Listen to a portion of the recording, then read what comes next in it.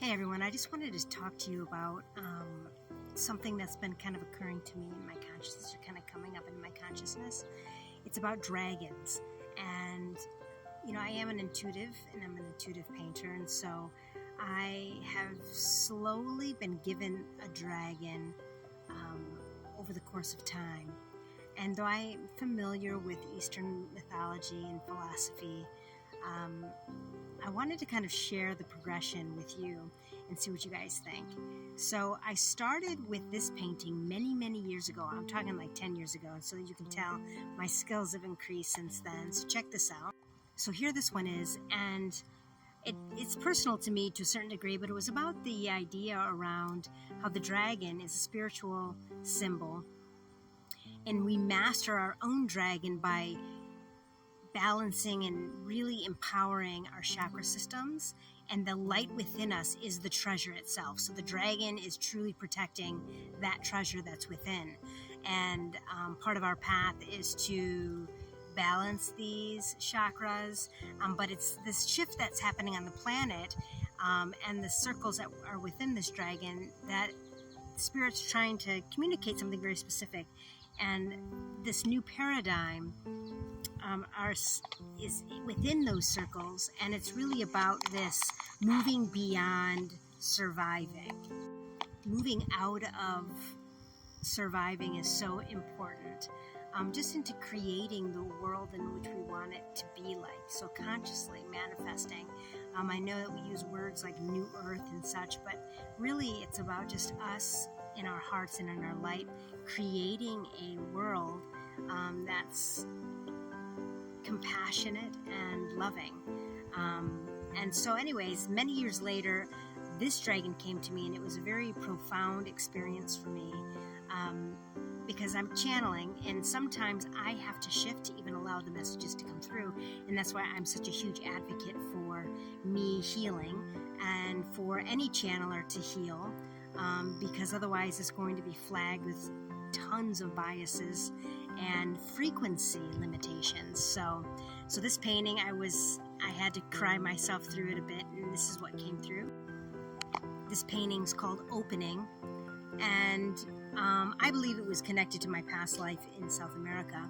But here is the dragon and the jaguar, and it's really it's like a cheetah jaguar energy to kind of combine both continents, Africa and South America, but the same kind of message. So this creative, powerful energy, that's magic. So really being able to weave magic and believe in this creative power that's bigger than us, and we need to weave this in with the power of the jaguar, the cheetah, to be able to look at our darkness and understand its place and how to transmutate that into light. There's so much more in this painting, but that's another video for another time. So this is the second dragon painting that was coming into the earth, so coming into from spirit, just this creative dragon spiritual energy.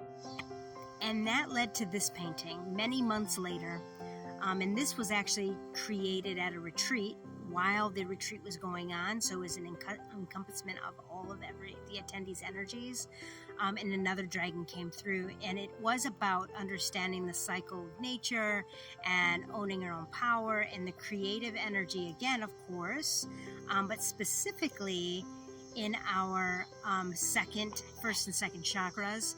So there's this reoccurring theme of just really mastering creating an environment where we feel safe, and creating an environment where we are really allowed to explore and express our joy and our creative expression. And that also ties in with sexuality.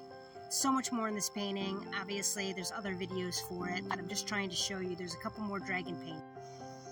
And then this dragon followed. This was actually at another retreat that we had in South Carolina, and its importance with our throat chakras and how powerful we truly are in manifesting and creating a reality, and how we really have the power to create anything and everything.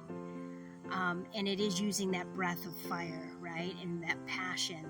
And you can see coming out of the sky and from space is this light language, and how we are part of this weaving, and how if we used this consciously, how powerful we really become. We have one more dragon painting, and here it is. This painting was actually channeled to help me with that last painting I created called The New Earth. Not the last one that I showed in this video, but the last major painting I created. For those that follow me know what I'm talking about. And I needed this information, and here is the whole piece, but close up, this is what a dragon looks like up close. And this was the last one, so you can see here the dragon's upside down, and here is so prevalent that this is almost, I created it in an Eastern style, like a Japanese, Chinese painting, where it was a wash of watercolor with ink, pen and ink on top.